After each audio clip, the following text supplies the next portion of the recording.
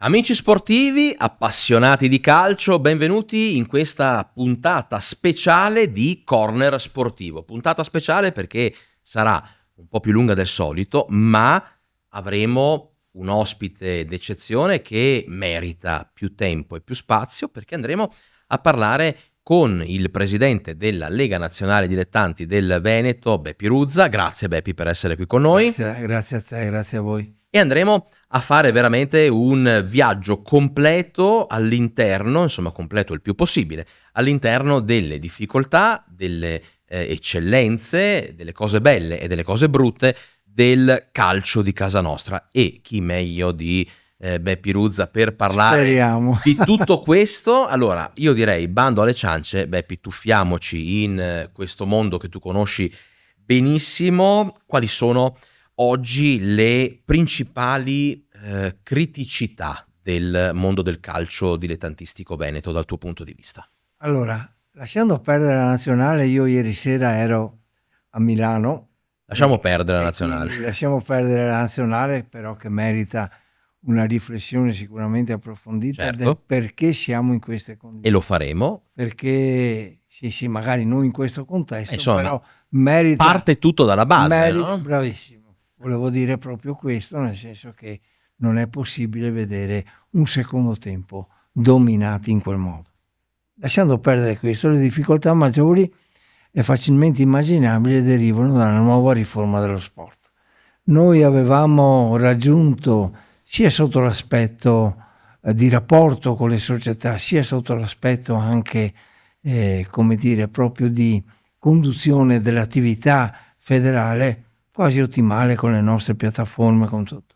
La riforma ha obbligato un interscambio di notizie tra noi, la federazione, con tutti i tempi che si allungano e con tutti quei costi fissi aumentati per le società.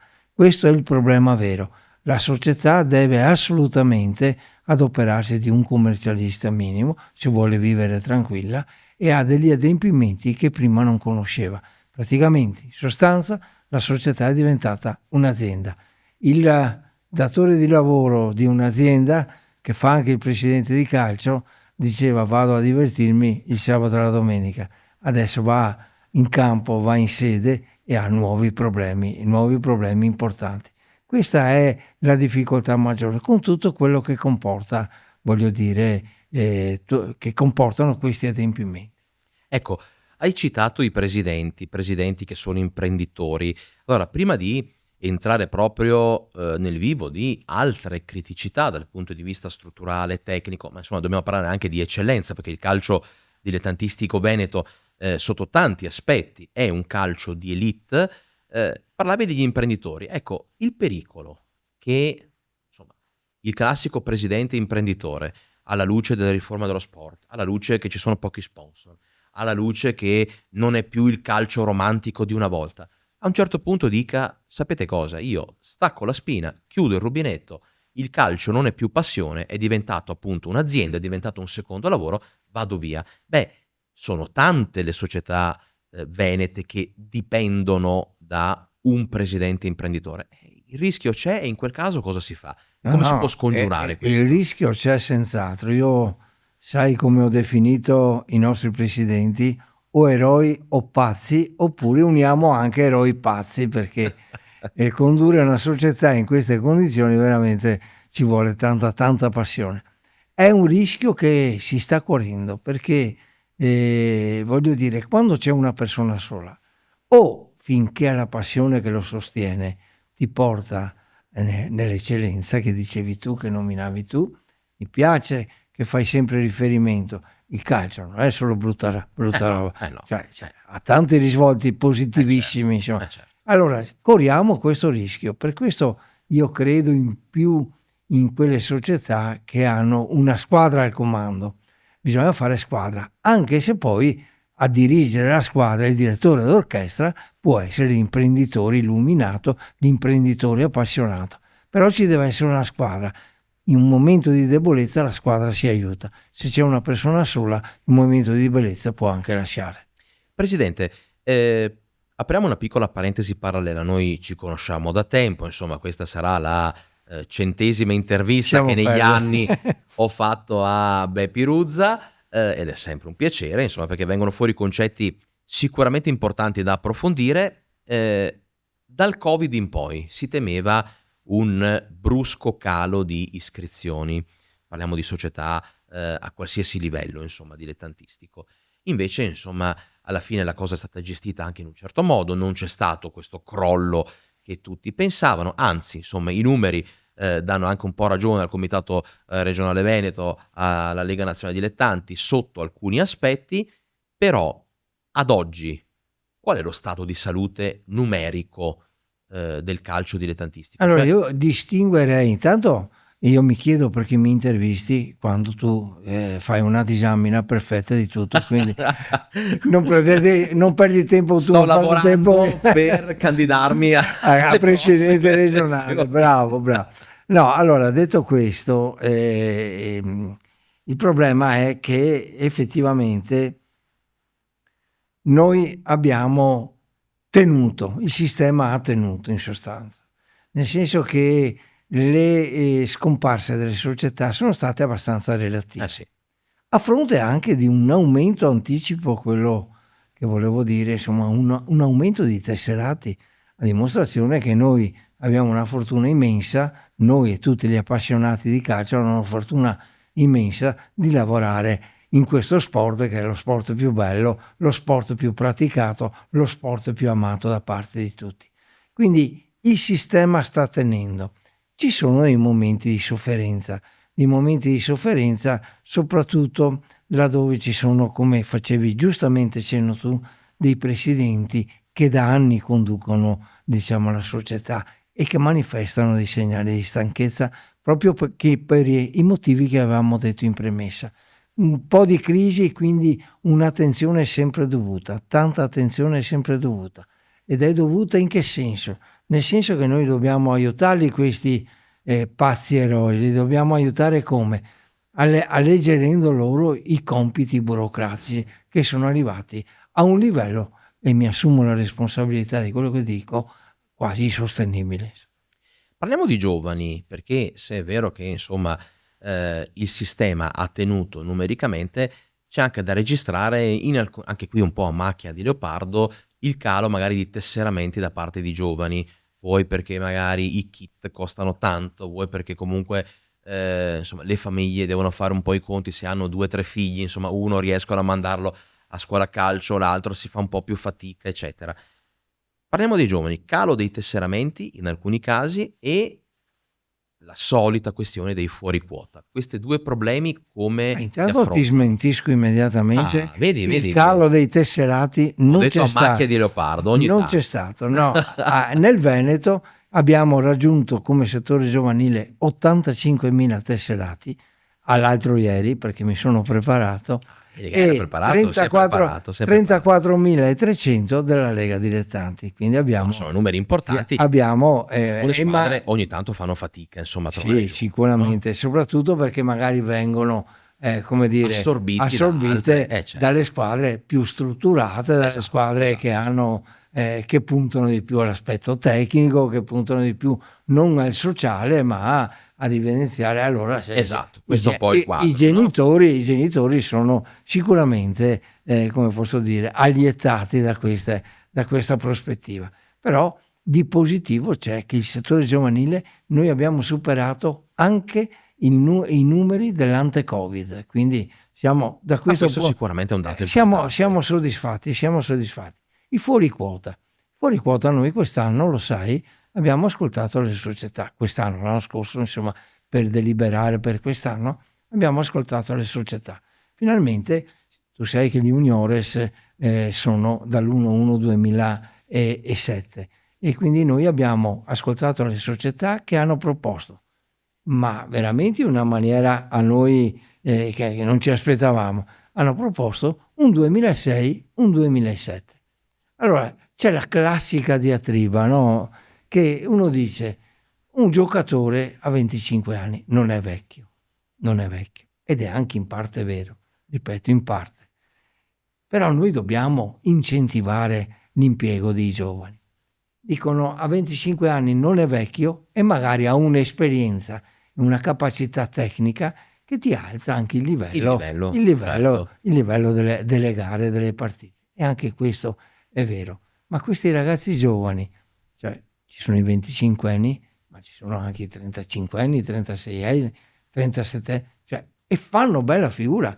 Noi guardiamo, che ne so, ieri guardavo una squadra, un giovane, non più giovane sotto l'aspetto di età, ma evidentemente ancora giovane come calciatore, ha fatto 4 gol, insomma, ed sarà 10 anni sotto via, insomma, per dire, del Borgorico. Sarà 20 anni che questo segna gol a raffica. Sì. Quindi uno si pone il problema. Io credo che bisogna trovare una società, non sono un tecnico, però credo che bisogna trovare una commistione giusta.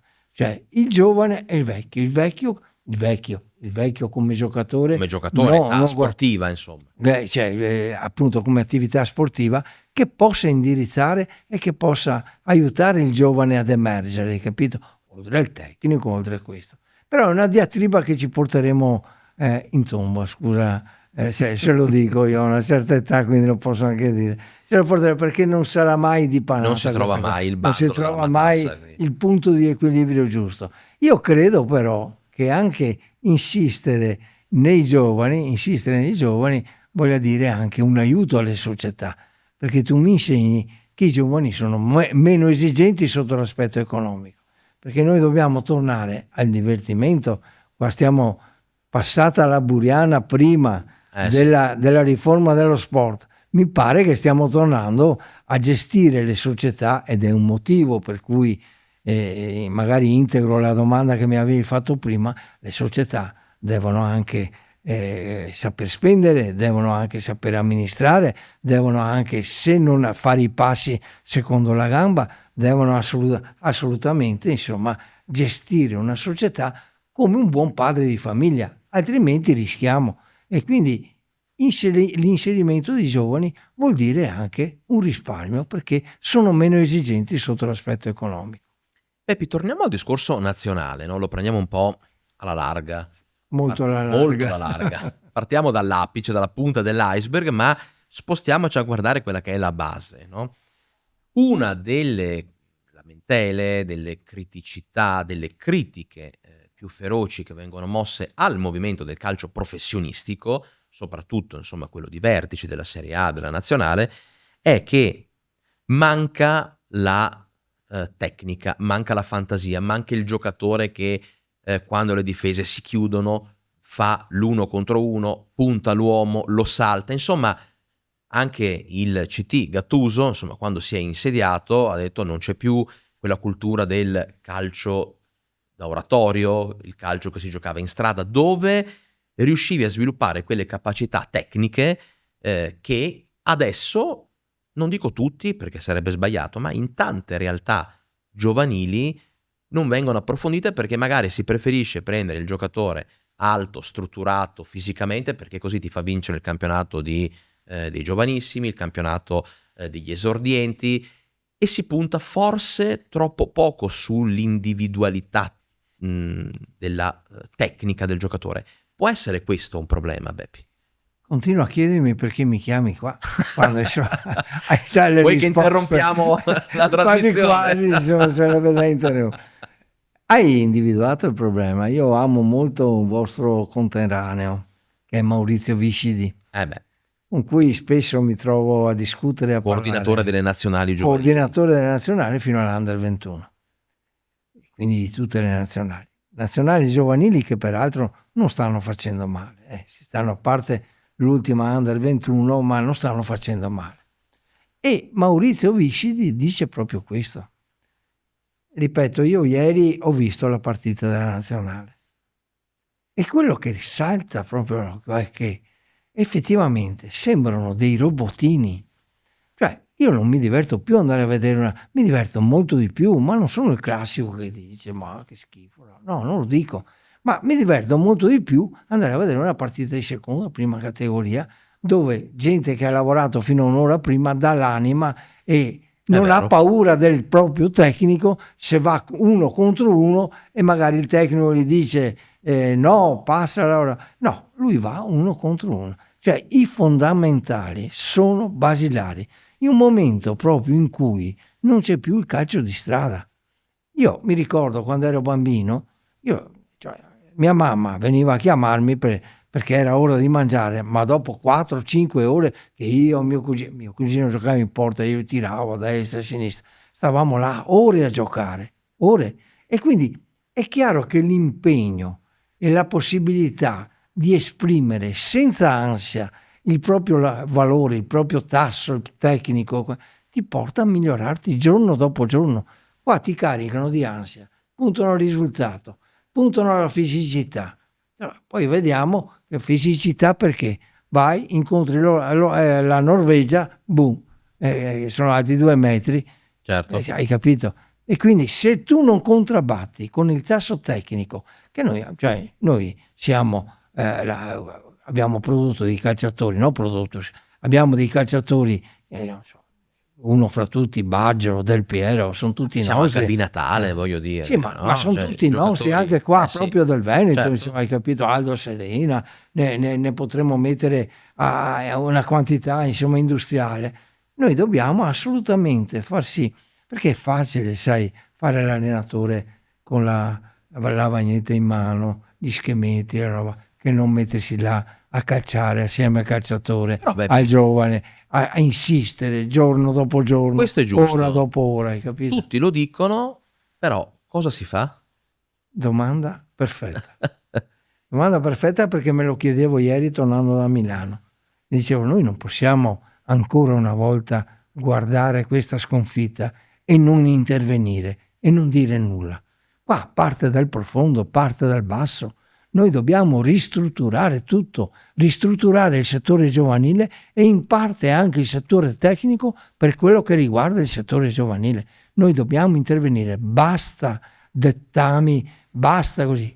Cioè deve privilegiare, noi dobbiamo privilegiare esclusivamente il divertimento, in qualsiasi modo esso si manifesti.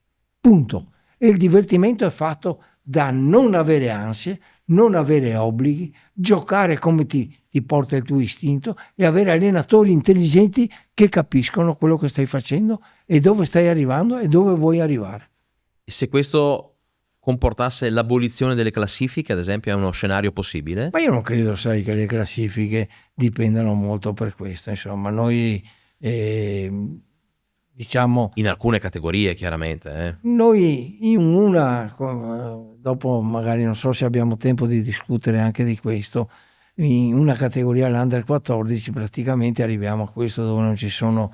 Ma non credo che sia fondamentale questo, perché i ragazzi devono anche assumersi le proprie responsabilità. Sto dicendo che questo è l'altro devono assumersi le proprie responsabilità, certo. Devono impegnarsi per loro stessi, ma devono impegnarsi per la società che gli permette di giocare, per i compagni che li seguono, per i genitori che li portano a destra e a sinistra, quindi si devono impegnare. Non credo che dipenda. Dopo si devono anche abituare alla vittoria e alla sconfitta, come si abituano a scuola ad essere promossi, a essere bocciati, chi con 10, chi con 6 o roba, si devono abituare. Non lo trovo scandaloso il fatto assolutamente no. Per certe categorie l'attività di base, sai, chiaro che condivido pienamente la mancanza delle classifiche, per carità di Dio, assolutamente. No, ma su questo siamo Però per le attività agonistiche io dico le classifiche, cioè è giusto che ci siano un confronto con i risultati, ci deve essere, insomma. Quindi insomma bisogna intervenire sulla formazione, sul cambiare l'approccio, la mentalità. Sicuramente.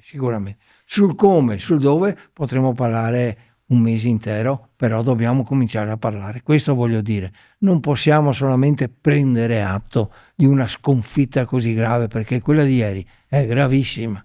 Non contava niente quella partita, ma è una sconfitta come è venuta gravissima. Quindi dobbiamo prendere atto e dobbiamo intervenire.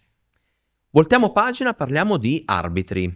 Com'è la classe arbitrale, questa giovane classe arbitrale che domenicalmente, insomma, fango, pioggia, vento, sole, quello che sia, calca i campi di provincia? I nuovi arbitri come sono? Allora, i nuovi arbitri noi dobbiamo solo applaudirli. Parto da questo. Perché spessissimo sono i migliori in campo. E dobbiamo applaudirli però anche quando sbagliano. Dobbiamo in sostanza tutelarli perché ne abbiamo pochi e non riusciamo a coprire, stiamo diventando matti per coprire tutte le gare, non riusciamo a coprire tutte. Io, sai, amo gli arbitri, non ho mai fatto l'arbitro. Adesso un aneddoto personale. Amo talmente così tanto gli arbitri che prima di venire qua sono stato dal mio dentista Avezzano, che è un Che è un arbitro. arbitro. Quindi E quindi ti fidi anche, ti fidi a tal punto. Volevo proprio dire quello che mi fido. No, a parte gli scherzi, noi abbiamo difficoltà sulla, come dire, sul numero degli arbitri che vogliono fare, dei ragazzi che vogliono fare l'arbitro, e tu mi insegni che senza quantità non possiamo creare qualità. Noi, al di là dei nazionali, abbiamo, secondo me, un buon tasso, un buon livello di arbitri, anche nei giovanissimi, perché io invidio loro il senso della squadra, loro proprio fanno squadra, che a volte magari può sembrare, come posso dire, dannoso, perché sembra quasi che si isolino e dicono abbiamo ragione noi. No, se tu riesci a confrontarti in maniera civile, in maniera corretta, in maniera leale, tu riesci a far capire anche all'arbitro che magari in quel momento ha sbagliato, e vedrai che l'arbitro non sbaglierà più. Come il giocatore che fa degli errori, anche l'arbitro non sbaglierà più. Io spero, stanno facendo i corsi tutte le sezioni AIA. Non c'è una grandissima adesione. No, io spero però che alcuni rimangano, una volta diplomati, che rimangano, perché siamo effettivamente in difficoltà. E per questo dico, dobbiamo amarli, dobbiamo aiutarli, dobbiamo tutelarli in ogni modo.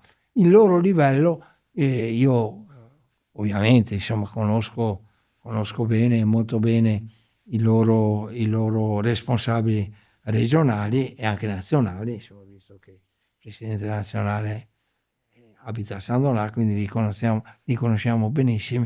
Si stanno impegnando in una maniera che la gente, che i dirigenti di società non si rendono conto. Sono anche troppo esigenti nei confronti di questi giovani arbitri per i test fisici, per i test psicoattitudinali. Sono molto molto esigenti, pretendono il massimo. Dopo c'è chi effettivamente come un giocatore riesce e chi riesce meno, insomma. Però lo stesso discorso che abbiamo fatto adesso per la nazionale, no? Quindi dal basso, dal bisogno di tornare a puntare sulla tecnica individuale, sul divertimento, sulla passione, sulla fantasia, lo facciamo per gli arbitri, perché insomma, vabbè che in Serie A c'è la VAR, quindi un mondo completamente diverso, però anche le recenti esternazioni di allenatori come Gasperini e quant'altro che dicono che sia il caso di cominciare a chiamare arbitri stranieri che vengano ad arbitrare le partite di Serie A perché gli errori sono troppi, eccetera, eccetera. Ma questo significa che portiamo in Serie A una classe arbitrale non all'altezza? No, secondo me assolutamente no. Allora, non parliamo del VAR, perché altrimenti... Calcio dilettantistico non c'è il VAR. No, ma è un altro argomento di quelli che ti portano via. Io dico che vado controcorrente rispetto ai mister nazionali e ai bravi, insomma, quelli che contano. Io vado controcorrente, tant'è che quando ci sono i play-off, play-out, io chiedo al presidente regionale, che è un vostro conterraneo, Tarcisio Serena, chiedo sempre: mandaci arbitri del Veneto, non, se è possibile, non mandarci scambi, perché per me sarà un po' tanto di parte, ma secondo me gli arbitri del Veneto sono tra i migliori che abbiamo in Italia, a livello dilettantistico e giovanile. A livello nazionale il VAR, e lo cogliamo solo così di passaggio questo discorso, il VAR ha creato dei problemi agli arbitri, ha creato dei problemi di responsabilità. Una volta Gigi Agnolin, certo, tanto per fare un nome, fischiava, anche Daniele Orsato fischiava, e quando lo chiamavano al VAR andava magari brontolando. Cioè, la responsabilità deve tornare in capo agli arbitri, altrimenti abbiamo dei robottini anche tra gli arbitri, e questo non va bene. Non va bene perché non è giusto, che l'abbiamo visto in tutte le salse, che per 2 millimetri tu strozzi l'urlo di gioia di un gol. sì. Cioè, non va bene, insomma. Quindi il VAR deve avere delle misure giuste. il VAR deve avere un potere decisorio che è, voglio dire, accompagnato anche dalla decisione dell'arbitro che è in campo e vede l'istante. Calciomercato nei dilettanti, è giusto tenere le finestre aperte per il periodo attuale, insomma per un periodo così lungo, andrebbero ridimensionate, ridotte? Cosa ne pensa il presidente Russo? C'è effettivamente, si è preparato molto bene, devo riconoscere, c'è effettivamente... Pare che mi fai troppi complimenti, basta. Difatti non voglio più venire dopo, no? C'è effettivamente un eccesso di date che sono dovute anche a tutte queste riforme, sempre alla riforma della legge dello sport che ha portato al contratto di lavoro sportivo e che quindi tu puoi risolverlo in diverse occasioni. Certo. C'è il 109 che se non partecipi per 4 giornate non sei in lista, puoi svincolarti. Però vanno nell'indirizzo anche, pensiamo che questi vanno anche nell'indirizzo di chi effettivamente ha delle problematiche con la società di appartenenza e quindi è un aiuto per dire, è un aiuto che va nell'indirizzo di dire siamo dilettanti e quindi noi giochiamo per diletto e quindi dovremmo avere la possibilità, anche se non ci va bene se non ci vanno bene certe situazioni, cambiare società. Quindi se la vediamo da questo lato, tutto sommato io sono anche d'accordo, insomma, dai. Abbiamo chiesto proprio nei giorni scorsi ad alcuni tecnici cosa ne pensano del discorso tempo effettivo, perché se ne parla da anni, sia nel calcio professionistico che anche magari come test nel calcio dilettantistico. Sarebbe una cosa da valutare l'introduzione del tempo effettivo? Bellissima domanda, a cui rispondo volentieri. Io sono un amante del calcio a 5 e nel calcio a 5 tu puoi stare giù anche un'ora, cambia niente. E quindi le proteste sono dovute perché i falli, ma mai per le perdite del tempo.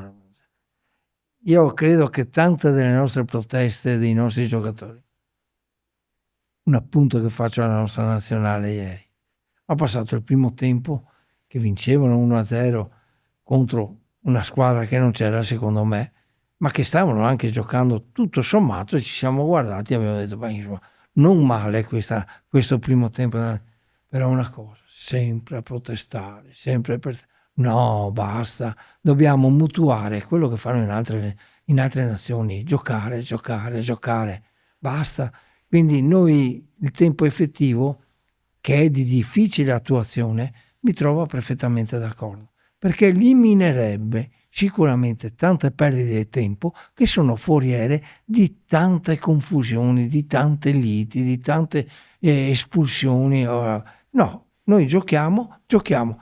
Da presto ho fatto, sarà ed è difficile l'attuazione perché penso a tutte le squadre che abbiamo nel settore giovanile, ci vorrà un cronometrista, Certo. hai capito? Quindi, perché sperimentare, è semplice sperimentare, basta andiamo io e te in un campo, tu vai su uno, io vado su un altro, quanto hanno giocato effettivamente?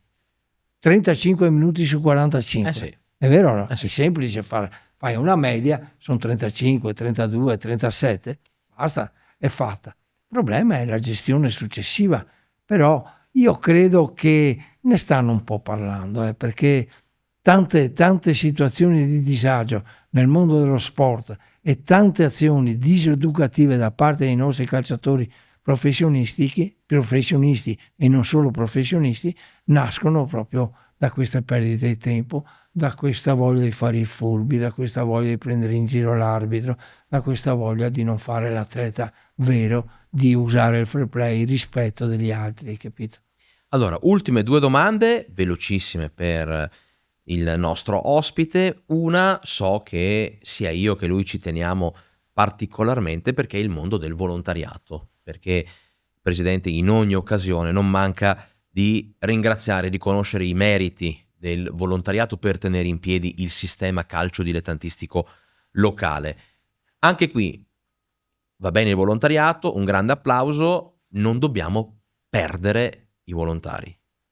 Io veramente farò campagna elettorale per te fra fra qualche anno, perché Ah no, lunga vita a Beppe Ruzza, io. aspetta che mi tocca. No, voglio dire, il volontariato è la base, è il volano di tutto. Spesse volte noi, le nostre richieste, le richieste dei dirigenti, ma anche le nostre della federazione, io penso ai viaggi che ho fatto in Regione Veneta, ricevuto dal presidente Zaia 2 volte, una volta a casa sua a San Vendemiano e più volte in Regione del Veneto, senza ottenere risultati, risultati veri. È chiaro che il volontariato è il volano, come dicevo prima, è la base di tutto. Spesse volte invece non otteniamo niente, perché il volontario a volte è anche un po' deriso. Ah, non ho niente da fare, è in pensione, è un po' deriso. E questo è il peggiore errore che uno possa fare, perché mettere a disposizione per gli altri il proprio tempo credo che sia la massima aspirazione di tutti. E poi, quello che mi dà fastidio è che quando andiamo da chi conta, dalle amministrazioni, a chiedere qualcosa, cambiano sempre la nostra richiesta per una questua piuttosto che per una necessità dovuta nei confronti di tanti giovani che le società assicurano il fatto di giocare. Hai capito? E questo non va bene. Le società sportive dovrebbero, a prescindere, senza chiedere nulla, avere dei riconoscimenti e i dirigenti dovrebbero avere non solo un grazie o una pacca sulla spalla, ma molto di più, perché surrogano gli adempimenti di tante altre istituzioni, prima fra tutto la politica, che è inesistente nello sport. Chiudiamo con, e questa l'abbiamo detta, a buon intenditor poche parole, giusto? Certo. E chiudiamo la nostra puntata con un auspicio, un augurio del presidente Beppe Ruzza. Cosa si augura da qua a fine mandato di risolvere? Cioè, la priorità adesso, c'è un problema che lei si sente di dire, meglio che tu Beppe, perché ci diamo del tu, ci siamo dati del tu in tutto il podcast, e quindi da qua a fine mandato ti senti di promettere alle società, agli sportivi: questo problema è la nostra priorità, vogliamo risolverlo.